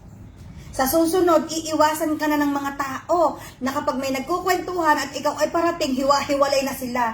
Na kapag may nagkukwentuhan at ikaw ay parating, hihinto agad sila ng pagsasalita. Mas nakakahiya iyon na ikaw ay iniiwasan na para kang may sakit na nakakahawa. Kupaw. Ay di, mas nakakahiya ang gayon. Kunyari, kami umpuk-umpukan ni na kumaring konseng, doon sa may puno ng mangga, umpuk-umpukan kami. At kami may pinaghuhuntahang sikretong malupit. At ikaw ay parating. Ay di, galit-galit muna tayo, hiwa-hiwalay. Ay tigil muna ang bibig at nariyan ang reyna ng chismosa. O di, mas nakakahiya ang gayon. Na ikaw ay iniiwasan na dahil pa sa iyong may nakakahawang sakit. Di ka? Ay tunay na ako'y pagkagayon parang manliliit ang tingin ko sa aking sarili na ako hindi na pinagtitiwalaan.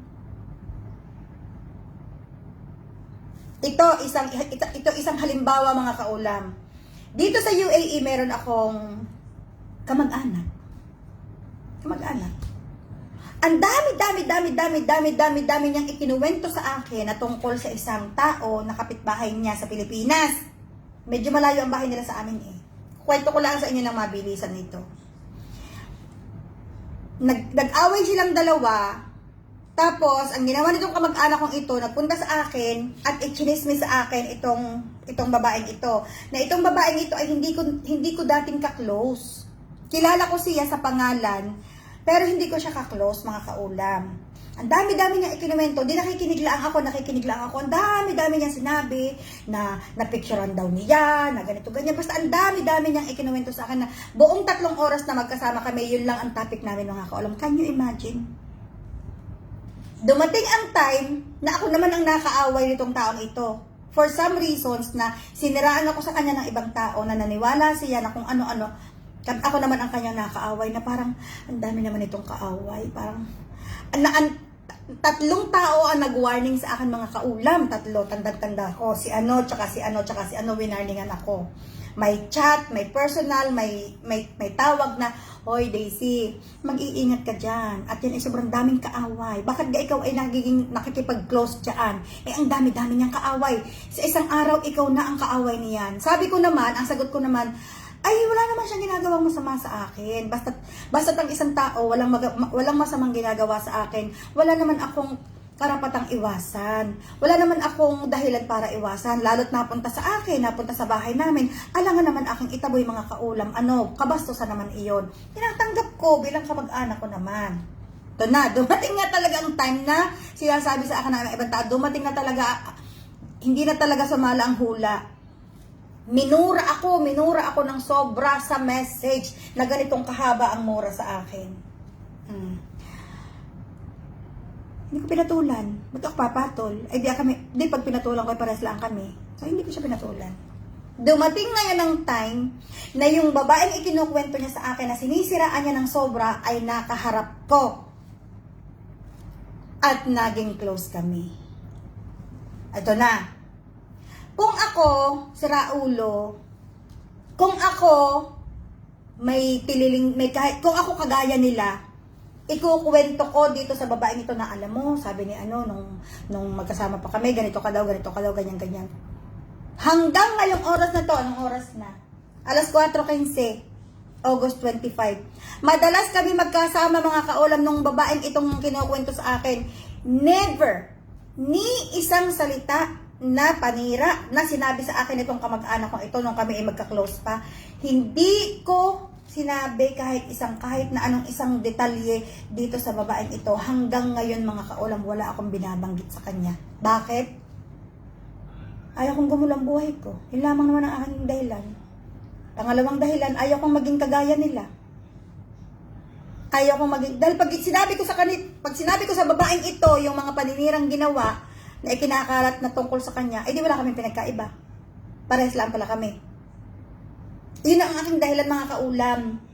Hindi hanggang ngayon. Tsaka, mga kaulam, maliit ang mundo. Magkakaharap silang dalawa uli. Magkakasundo uli silang dalawa. Magkakaharap uli silang dalawa. Magkaaway sila. Pero dahil magkapit bahay sila sa Pilipinas, darating ang araw magkakaharap uli sila. At pag nagkaharap sila, ang gusto ko, magkasundo uli silang dalawa. Mawala ang kanilang away. Pag sinabi ko dito sa isang babaeng ito kung ano mga pinagsasabi sa akin, malabo nang magkasundo sila habang buhay. Ayoko naman noon, mga kaulam. So gusto ko pag nagkaharap uli sa kanila, silang dalawa, magkasundo uli sila. Hindi para mag-away ulit. Kung ako, gusto kong maging bida-bida at gusto kong maging bida sa mata ng babaeng ito, sasabihin ko sa kanya lahat kung ano mga pinagsasabi sa akin. But that's not my point and that's not my purpose.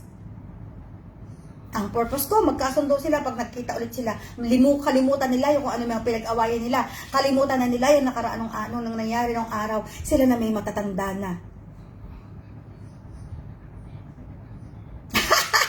Sister Efren, ari, meron pa, gusto mo ga? Ari, mainit-init pa ng kaunti. Masarap, ari, pag nalagyan ng ketchup. Ma'am Eva Umali, hello po. Di ka, mga kaulam, be matured enough to handle the situation. Be matured enough para i-handle natin ang mga bagay-bagay sa buhay. Hindi natin kailangan magpaaway ng tao. Hindi natin kailangan tumaas ang tingin sa atin ng tao. Hindi natin kailangan magmagaling sa ibang tao. Hindi natin kailangan pilitin ang ang ibang taong respetuhin tayo. Because yung respeto, ini-earn yan. Hindi yan hinihingi. Hindi, wag nating hayaan dumating sa punto na lahat ng tao pag nagkukwentuhan at ikaw ay dumating, naghihiwa-hiwalay sila na para silang mga laywan. Dahil lang sa ikaw ay iniiwasan. Dahil ikaw ang reyna ng chismosa. Masakit yun sa pride ng tao. Hindi, masakit yun sa pride. Tapos paranoid ka naman, akala mo ikaw ang pinagkukwentuhan. Hindi mo naman alam na iniiwasan ka lang dahil chismosa ka nga. Dahil hindi mo kaya mag-keep ng secret. Isa pang halimbawa. Meron ako ditong kaibigan na parati nila akong iniimbitahan pag may birthday sila sa bahay nila. At sila lang naman talaga din ang pinupuntahan ko na mga nag-iimbita sa akin. Ngayon, syempre, alam niyo naman dito mga kaulam kahit saan pag may birthday, video, live, video, ganyan. Tapos ipopost sa Facebook. Nakita nitong isang babae ngayon na nandoon ako. Uy, magkakasama kami. Hoy, ikaw pala yung napunta sa bahay na iyon, ganyan-ganyan. Kakoy, oo, napunta ako pag ako iniimbitahan. At minsan ay nag-o-order din sa akin ng leche flan, so ipinagluluto ko sila, kaya ako'y napunta doon. Kakoy, paano mo nalaman? Oy, nakita ko sa video, ganyan-ganyan, nandoon ka na, sa live nandoon ka. Kakoy, oo, gawa ng taon-taon yun, tuwing birthday ako ini-invite, ganyan-ganyan. Naku, ako baga minsan isang beses ako'y nagpunta doon. Pagkakadami ika ng ipis, ganyan-ganyan. Ako tinatamad, hindi nga ako makaupo sa upuan at big kung ako mga kaulam sa Raulo, di kinuwento ko na dito sa kaibigan ko, pero hindi. Pero parang nakuwento ko yata isang beses dahil meron kaming sitwasyong pinanggalingan kung bakit ko nasabi yun. Na basta, meron na parang nabanggit ko din sa kanya na next time beware. Kasi ganito, yun lang ang sinabi ko. Diba mga kaulam? Wala tayong pinagkaibahan sa iba kapag ginawa natin ang mga bagay na yan. Kapag alam ninyo mga kaulam na ikasisira ng pamilya, huwag na nating sabihin pa. Kapag alam nyo kaulam na pag-uumpisahan ng away, ng sakitan, ng bugbugan, ng patayan, huwag na nating sabihin pa. I-keep na lang natin sa ating sarili. Dahil tayo din naman ang magdadala niyan. Makukonsensya din tayo. Iisip. Tapos pag nadala na kayo sa kapitan at tapos pag kayo ay na-question, tatanggi-tanggi kayo. Naku, hindi ko yan sinabi. Hindi ko yan nakakausap yung mga yan. Wala akong sinasabing ganyan. Ikaw pa naman ang reyna ng chismosa at tatanggi ka pa. Pag sinabi mo, paninindigan mo. Para makuha mo pa ang simpatya ng tao, para makuha mo pa ang tiwala ng tao. Hindi yung sinabi mo na ng ilang beses tapos tatanggi-tanggihan mo pa. Lalo lamang nawawala ng kumpiyansa, lalo lamang nawawala ng tiwala sa iyo ang iba. Tsaka huwag bida-bida, huwag yung parating kung saan may huntahan. Hahagip ka ng isang salita doon na mahahagip mo. Palalakihin mo pa, gagaon mo pa ng istorya. Hindi ka na nga nakontentong i-chismis, dinagdagan mo pa. Ay si kumaring nakita mo lamang ang kumari mo sa bayan na may kausap doon sa may harap ng bangko dahil yung palang lalaking yun ay nagtanong kung nasaan, kung nagtanong lang pala doon sa ako yung kumari, ginawa mo ng istorya na may parsyagit. Tapos ikinuwento mo agad sa kapitbahay. O di hiwalay agad ang mag-asawa. O sino ngayon may kasalanan? Ikaw na chismosa. Pinaghiwalay mo yung mag-asawa sa wala namang katotohanan ng chismis na agad inilikha mo. Nakita mo lang may kausap. Hindi mo naman alam na tanong pala lang yung lalaki. Hindi ka mga kaulam. Huwag tayong magdagdag. Huwag din tayong magbawas. Sakto lang dapat sakto. At dapat hindi na rin sinasabi kat kani-kanino. Kaya mga kaulam, alam ninyo, pag wala ako nasa away sa Pilipinas, pag ako nagbi-video, na nakain kami magkakapatid, at i-voice over ko ang video na iyon, hindi ko talaga isinama yung conversation namin, at nakikita ninyo akong salita ng salita. Ibig sabihin nun mga kaulam, may pinagchichismisan kami. Ako may mga kaulam, hindi man ako natanggi, ako chismosa din. Pag nag-voice over ako, ibig sabihin noon, may pinagchichismisan kami na hindi pwedeng marinig ng kahit na sino. Ganyan na ang iyon.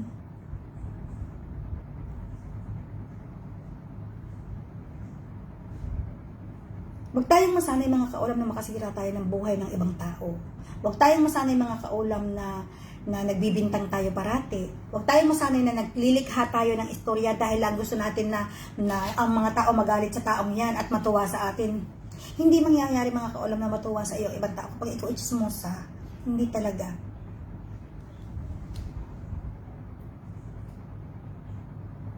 Mahirap talaga mga kaulam na alam niyo mga kaulam kasi ang pinakamahirap kalaban. Mahirap kalaban ng chismosa. Yung chismosang mapaglikha. Yung chismosang scriptwriter, yan ang pinakamahirap kalaban.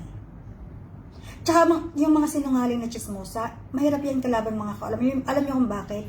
Dahil sa tinagal-tagal ng pagsisinungaling nila, talagang nadating ang araw na pinaniniwalaan na nila ang sarili nilang kasinungalingan. Na ang akala nila sa kasinungalingan nila ay tama, na totoo. Nang hirap kalaban kaya noon mga kaulam. Mahirap yung. Hindi po pwedeng no one can beat them.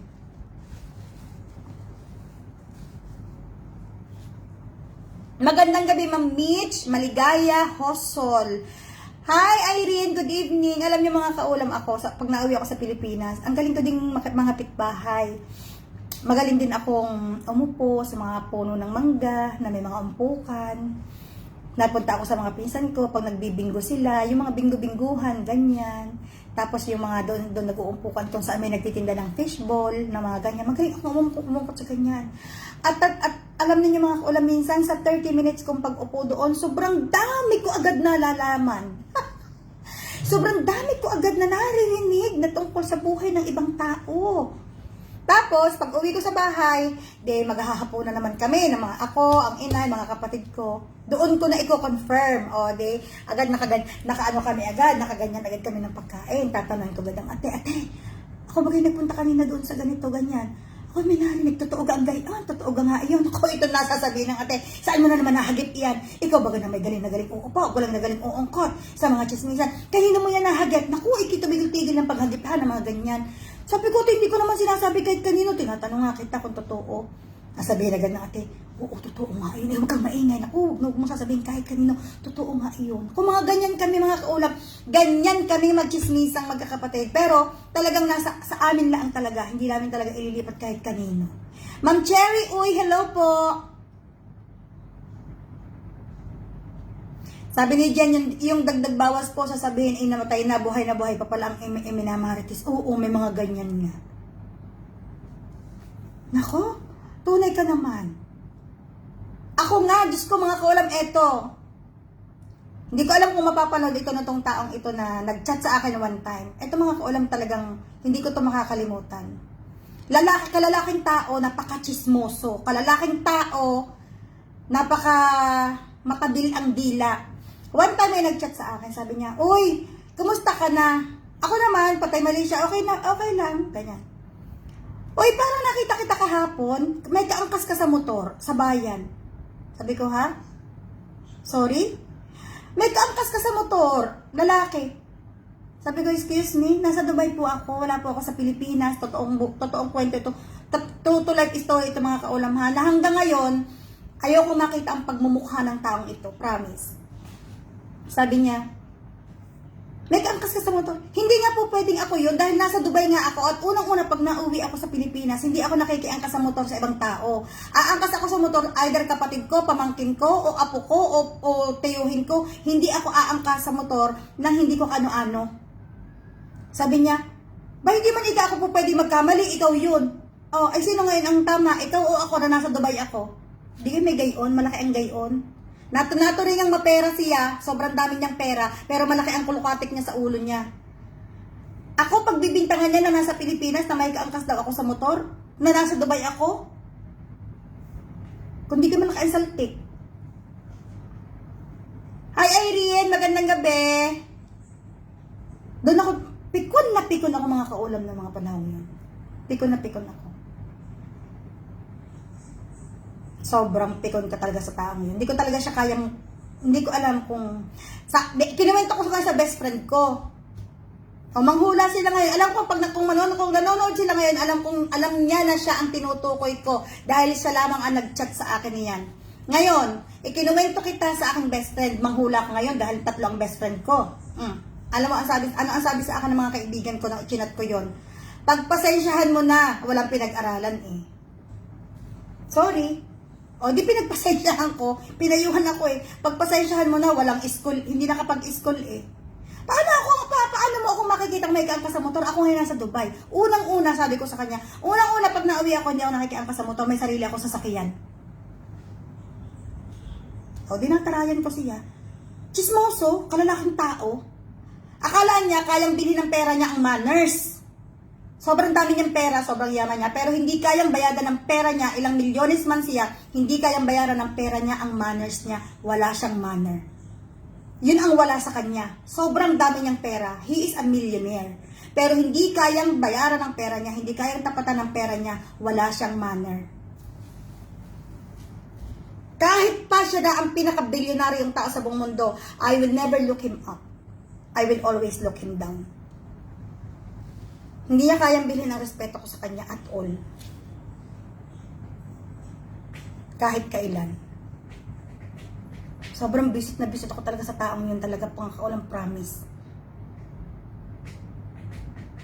Kahit na ikaw, pinapabatid ko sa iyo, kahit na ikaw ang pinakamayaman sa buong playa, ikaw pa rin ang pinakawalang kwentang taos para sa akin. Para sa akin lang naman. Dahil alam ko sinasamba ka ng marami dyan. Ang dami-dami nang sumasamba sa iyo dyan, but not me at all. Not me. Hindi kayang bayaran ng milyones mo ang manners dahil wala kang natutunang manners sa buhay mo. Promise. Paano mo pagbibintangan ng isang taong walang kinalaman sa buhay mo na hindi mo nga ako nakakausap, ni hindi nga tayo close eh. Ni hindi mo nga ako kaano-ano eh.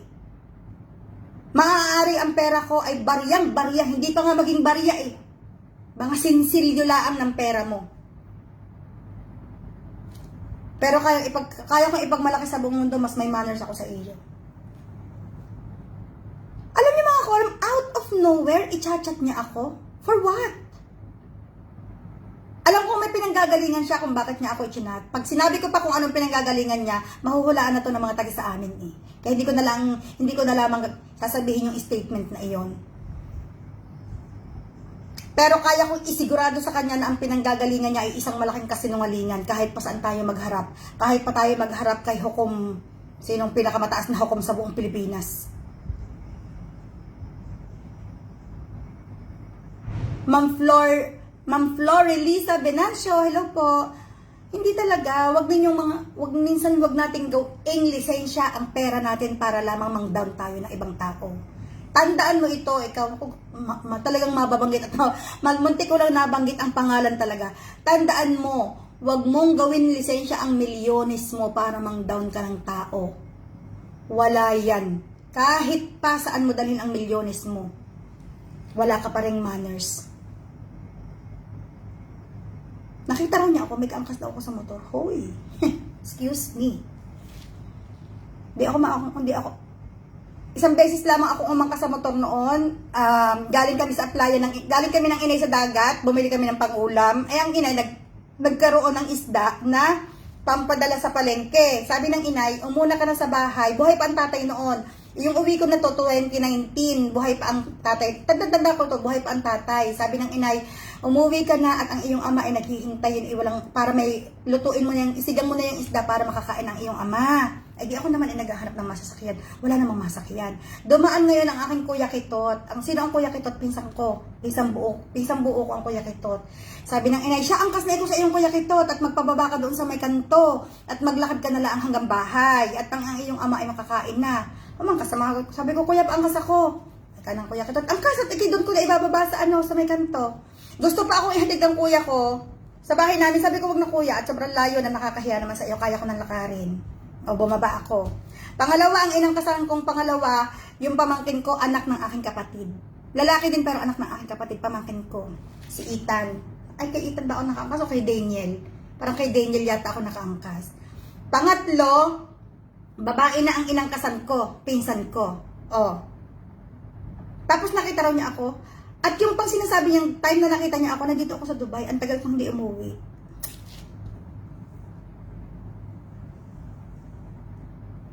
Chat agad ako sa best friend ko. Sabi ko, alam mo, napepeste ako dito kay baka hindi ko tumatansya. Baka uwian ko ito kahit wala akong pamasahe. Baka uwian ko siya, harapin ko siya, wala siya maisagot sa akin. Sa mga ipinaparatang nila sa akin. Baka demanda ko siya. Di ba mga kaulam? Nakakainit ng ulo yung mga taong mapaggawa ng istorya na wala namang basehan. Naturingan siyang mayaman. Alam ko marami magagalit sa akin kasi maraming taong sumasamba sa taong to eh. Kahit na wala akong pakialam. Wala akong pakialam sa kanilang lahat. Lilinisin ko ang pangalan ko pag kailangan kong linisin sa mga paratang nila talaga, sa totoo lang. At yung mga pinanggagalingan din nila, mga bintang-bintang nila sa akin, iharap nila sa akin anytime. Pupuntahan ko talaga sila kahit na ako'y mangutang ng pamasahe, I swear. I swear to God. And I swear to my family's name. I swear to my children's name. Haharapin ko sila. Bihira akong, sa Muslim mga kaulam, bawal magsalita ng I swear. Bawal yan. But because I'm telling the truth, but because I have nothing to do with them, I swear. Alam niyo mga kaulam, hindi ko talaga maintindihan kung bakit ikaw, minsan wala kang ginagawa sa tao, pero pilit ka talaga nilang idinadown. Pilit ka nilang gagawa ng istorya, pilit ka nilang gagawa ng kwento na hindi naman totoo. Yan din ako galit na galit talaga. Diyan talaga ako galit na galit sa mga taong ganyan. Galit na galit din ako sa mga taong totoo na ang kwento, pero hindi tanggi pa din sila ng tanggi. Galit ako dyan, sa dalawang bagay na yan. Pumarehas ka. Wag kang gumawa ng mga bagay na pagkukwentuhan ka ng mga tao, tapos pag pinagkwentuhan ka, magagalit ka. Or, wag kang gumawa ng kwento na wala kang pruweba. Be fair. Gawin mo lamang ang tama. Bakit hindi mo kayang gawin ang tama? Bakit hindi mo kaya maging mabuting tao? Hindi mo naman kailangan maging superhero, hindi mo naman kailangan maging bida sa lahat ng tao. Maging mabuting tao ka lamang, gawin mo lamang ang tama. Walang magagalit sa iyo. Walang manghuhusga sa iyo. Pero yung ibang tao na akala mo sila na yung pinakamaperang tao sa buong mundo, akala nila may karapatan na silang gumawa ng istorya sa kapwa nila. No. At akala nila hindi papalag yung mga taong ginagawa ng istorya, hindi lahat. Baka pag pumalag at binalikan kayo, baka wala kayong maisagot. Ay kaya ko din naman magpakulong sa mga taong mapagawa ng kwento.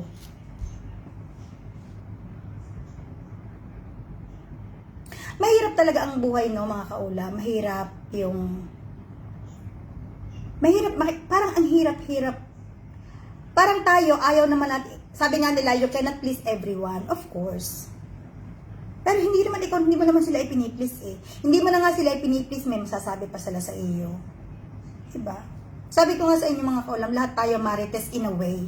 Lahat tayo marites in different ways. Sabi ko nga, hindi ba sana maging chismosa, pero wag dadating sa punto na makakasira ka ng pamilya, na makakadisgrasya ka ng buhay ng ibang tao. Wag ganun. Pwede ka Diyos ko, ang sarap kayo magchismisan. Diba? Yan ang pinakamasarap gawin pag magkakaungkutan kayo ng pamilya mo. At make it sure na kayo lamang na hindi lalabas ang kahit na anong pinag-uusapan nyo. Hindi natin po pwedeng sabihin, naku, ay ang gamot diyan, huwag nang magkwentuhan. Hindi po pwedeng mangyari yon. Hindi po pwedeng huwag nang magkwentuhan kasi walang gayon. Lahat talaga ay nagkukwentuhan, lahat nagchichismisan. Dapat lang ilagay natin sa tama. Hindi natin po pwedeng sabihin, naku, ako hindi chismosa kahit kailan. Maniwala ako sa iyo. Ikaw pa ba? Ayoko din sa ipokrita na tao, yung tanggi ng tanggi, pero gayon naman pala siya. Ayoko nang gayon din. Mag-amina na tayo. Diyos ko. Diba? Mag-aalasin ko na pala mga kaula. May promise pa naman ako sa aking head na pag 5 o'clock na, magtatrabaho na ako. Kanina pang umaga mga kaula, makwento ko lang sa inyo. Kanina pang umaga mga kaula, actually, na ang daming trabahong pinapagawa sa amin, nasa labas ako dahil nga kinukumpleto ko rin yung gamit ng anak ko at bukas nga ipasok ka na ng mga estudyante. Sabi ko, I cannot work this time. Officially it's off, but dahil nga opening, sabi ko, I can't work at this time. Maybe I can start working at 5 o'clock ng hapon. Sabi ko, pasensya na kayo, I cannot go on with what you are planning in the classroom, ganyan-ganyan. Kasi nga nasa labas ako kanina. At ito na mga kaulam, naku, may ikukwento ko sa inyo, mabilis ang kwento bago ako magbabay sa inyong lahat. Ito na. Hindi ko alam kung napanood ninyo or nabasa ninyo sa balita yung tungkol sa isang Indian na doctor na ang medyo may edad na, hindi pa siya maedad, pero may itsura siya, maganda siyang doktor na Indian na ginahasa siya ng maraming lalaki, pinagtulong-tulungan gahasain. Eh din, kahapon ko lang siya napanood ang balita at kahapon ko rin nabasa yung buong article na tungkol doon. Mahilig ako mga kaulam magbasa ng mga ganyan. Ito na ang kwento mga kaulam. Kanina umaga, ang aga ko nagising, 7 o'clock. 7:30 umalis ako ng bahay, nagpunta ako sa ukay, nag-ukay-ukay ako. Mahilig ako mag-ukay-ukay mga kaulam. Ewan ko kung makaka-relate kayo sa akin. Pasintabay sa mga hindi nagsusuot po ng ukay-ukay, but I love ukay-ukay dress. Kaya ito na, pumunta ako sa ukay. Yung pinupuntahan ko mga kaulam na ukay na warehouse yon. Hindi siya store ng mga nakahanger o warehouse yon na doon kumukuha ang lahat ng mga nagtitinda ng ukay-ukay sa kanila umaangkat. Ako para mas makamura ako mga kaulam, doon ako pumupunta sa pinaka-warehouse na tag 20 dirhams ang kilo. Ito na ang kwento. Sa warehouse po mga kaulam ng ukay-ukay, walang babaeng nagtatrabaho. Lahat dyan ay lalaki. Dahil kailangan talaga ng matitikas dahil magbubuhat sila ng mga bundle-bundle. Dito, pag warehouse, sinabing warehouse, lalaki ho lahat ang nagtatrabaho. Ma'am Rose Amistoso, Paklipan, I love ukay too. Yes, hello po ako, damit lahat. Yes. Ma'am Edeline Alcantara, good evening. So, eto na mga kaulam. Pagpunta ko doon, saktong bagong bukas sila 8 o'clock. Dumating ako doon 8 o'clock. Kabubukas lang, ay di mga antok na antok pa ang mga kuya. 6 na kuya ang nasa warehouse. 6. Na nakatingin lahat sa akin dahil ako'y nag-iisa. Dito mga kaulam sa Sharjah, UAE, sa pinitirhan ko, bawal dito ang naka-short. Bawal dito naka-sleeveless. Ito yung Emirates. Ito yung isang Emirates na napaka-conservative. Dahil ang UAE mga kaulam, it consists of 7 Emirates. Abu Dhabi, Dubai, Sharjah, Ajman, Ras Al Khaimah, Fujairah, Al Quwain. Yan ang 7 Emirates po ng UAE. So, ayan, may natutunan pa kayo sa akin. Charot. So, ito na. Dito sa Sharjah, mga kaulam, dito kami nakatira, hindi sa Dubai. Dito mga kaulam, bawal ang naka-short. Yung mga pek-pek shorts, yung sobrang iiksi talaga. Bawal din dito naka-sleeveless. For some reason, mga kaulam, nakalimutan ko. Ipakikita ko sa inyo kung ano ang suot ko nung nagpunta ako sa warehouse ng ukay. Hindi naman siya masagwa mga kaulam, pero ito ang suot ko mga kaulam. Tanggalin ko muna aking apron. So ito, naka-t-shirt ako ng gray. Wala akong bra ha, sorry. Tapos naka-short ako ng gray na hindi naman siya maiksi hanggang tuhod siya. Ito ang suot ko kanina nung ako nag-ukay. Tapos naka-body bag lang ako ng aking itim na body bag. Pero nakabra naman ako doon mga kaulam. Ngayon lang ako nagtanggal at ako hindi nagsusuot talaga. Hindi talaga ako nagsusuot niyan sa bahay. Ito na. Kaya naman ako mga kaulam naka-apron. Tingnan ninyo ang tilamsik na mantika. Nung nagprito ako kanina ng nung nag-gisa ako ng bawang sibuyas kanina. So ito na. Yung 6 na lalaki nakatingin sa akin lahat habang ako nagpipili ng damit. Para lamang mabasag ang katahimikan mga kaulam at ako talagang feeling awkward na ako at biglang-biglang pumasok sa akin isip itong doktorang ginahasa. Natatawa tuloy ako sa sarili ko ngayon. Biglang pumasok sa utak ko kaya nako. Sabi ko nako. Naalala ko bigla yung nabasa ko kahapon, napanood ko na may doktora na ginahasa ng maraming lalaki. Kinabahan ako, grabe ang kaba ng dibdib ko. Nakatingin sa akin yung 6 na taga-warehouse. Sabi ko, kuya, ito na. Sabi ko, kuya, hi Ma'am Chi, Ma'am Lani D. Large, good evening, Ma'am Doris Balbuena, Ma'am Rose Lily Rafanan. Shoutout po sa inyo. Sabi ko, kuya, how much is the kilo now? Para, alam ko naman na 20 ang kilo. Nagtanong pa ako para lang mabasag ang katahimikan kanina sa warehouse, sabi ng isang lalaki. Still 20. Sabi ko, very good, still 20. Pero nagsasalita ako mga kaulam, gumagaral-gal na yung boses ko sa nervyos. That time, 3 damit pa lamang ang napipili ko. Eto na, habang namimili ako ng damit, may dumating pang isa. Isang malaking tao. Tapos, ang ginawa niya, lumapit sa akin, binuhay. Doon sa warehouse mga kaulam, walang aircon. Kaya sobrang init. Binuhay niya yung malaking electric fan. Sabi ko pa naman, thank you. Nag-thank you pa ako para lang hindi ma-awkwardan. Ito na. Itong isang lalaki, lumapit pa sa akin. Sabi niya, what you looking? Sabi ko, blouses. I'm looking for blouses. There, we have new open. Sabi niya, padip. Tapos lapit siya ng lapit.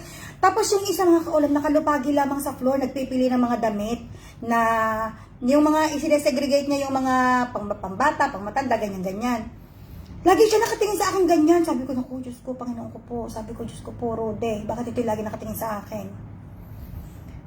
Sobrang takot ko talaga mga kaulam. Alam niyo, pumili lang ako ng dalawang 1 kilo at kalahati lamang ang akin na ilagay sa plastic. Ako nagpatimbang na.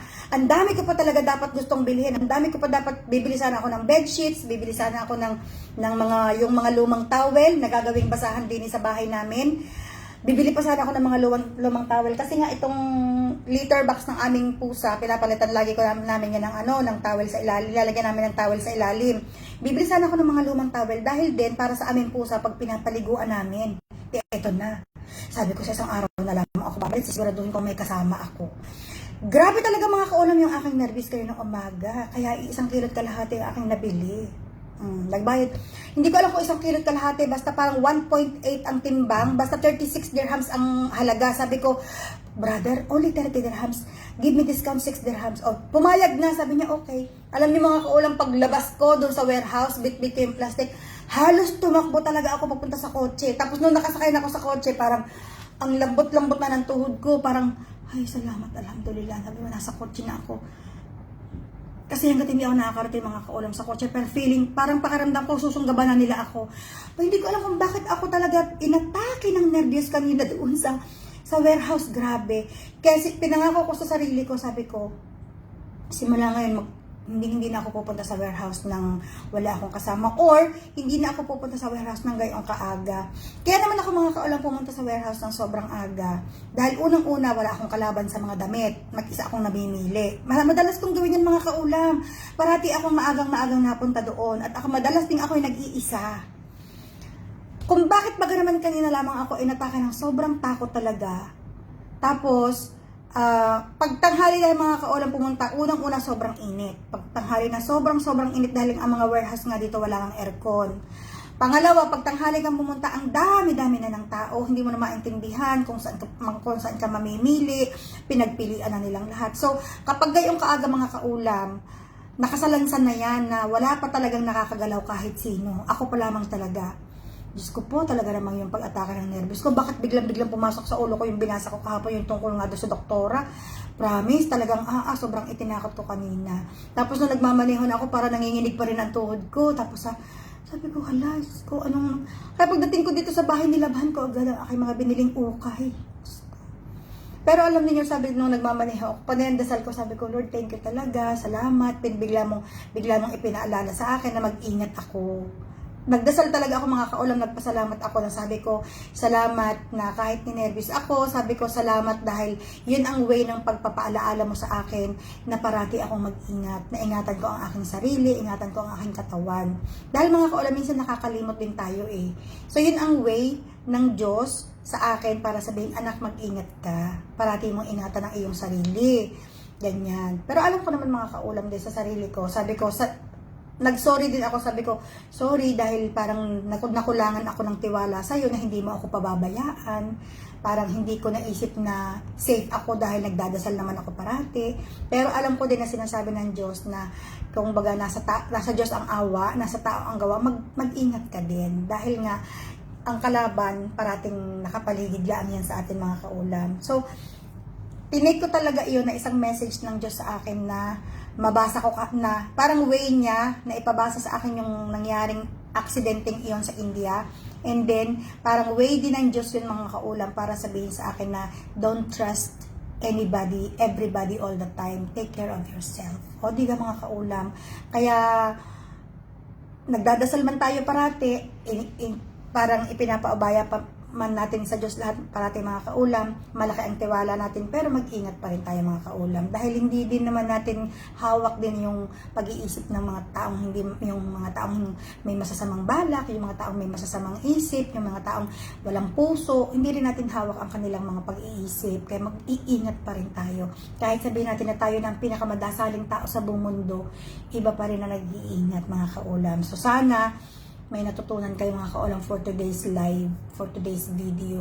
Mahalin ang magulang, hindi minumura ang magulang. Pagpasensyahan ang magulang kung nagiging makakalimutin na. Paghabaan ang pag-unawa sa magulang kapag ang magulang ay nagiging makulit na. Mga kaulam, ang tao habang nagkakaedad taon-taon, nababago na ang behavior natin. Nagiging mainitin na ang ulo, lalo na sa mga pagod na pinagdaanan sa buhay, sa mga problemang dumarating. Kaya dapat tayo bilang anak, hamaan natin ang pasensya sa ating magulang. Unawain na lang natin sila. Kung bibingi na kayo sa sermon na paulit-ulit, lumabas muna kayo ng bahay. Umiksit muna kayo sandali. Magpalamig muna kayo doon sa kapitbahay para pagbalik ninyo sa bahay ninyo, bit-bit nyo na ang pangunawa ninyo sa inyong magulang. Huwag ninyong paratingin sa punto na sasagot-sagutin ninyo, mumurahin ninyo dahil patutulugin ninyo ang inyong magulang sa gabi na masamang-masama ang loob. Mananagot kayo sa Diyos. Tandaan ninyo yan. Isang beses na paiyakin ninyo ang inyong magulang, Diyos ang kalaban ninyo diyan. Dahil ang magulang, ang Diyos ay rumerepresenta sa ating magulang or ang magulang ay rumerepresenta sa Diyos. Tandaan ninyo mga kaulam, walang mawawala sa atin, hindi ikakababa ng pagkatao natin mga kaulam kung pagpapasensyahan natin at bibigyan natin ng pangunawa ang ating mga magulang, lalong-lalo na kung sila ay may karamdaman na, lalong-lalo na kung sila ay matatanda na. Ang kailangan nila ay pangunawa at pag-aalaga. Yun lang ang mga kaulam ang masasabi ko sa inyo. Minsan nakakalimot tayo, minsan nadadala tayo ng emosyon, minsan may mga problema din tayo. Huwag nating hayaang talunin tayo ng emosyon, huwag nating hayaang talunin tayo ng problema para lang sagot-sagutin at mura-murahin natin ang ating magulang. No. Wala tayong karapatan, kahit sino walang karapatan, wala tayong dahilan para hindi natin sila respeto. Ila mga kaulam for today's video. Maraming salamat sa inyo. Mag-ingat kayo, parati kayo magdasal. Huwag kayong mawawalan ng pag-asa sa buhay. Ang buhay natin punong-puno ng problema, but at the end of the day, lilipas din yan. Magtiwala lang po tayo.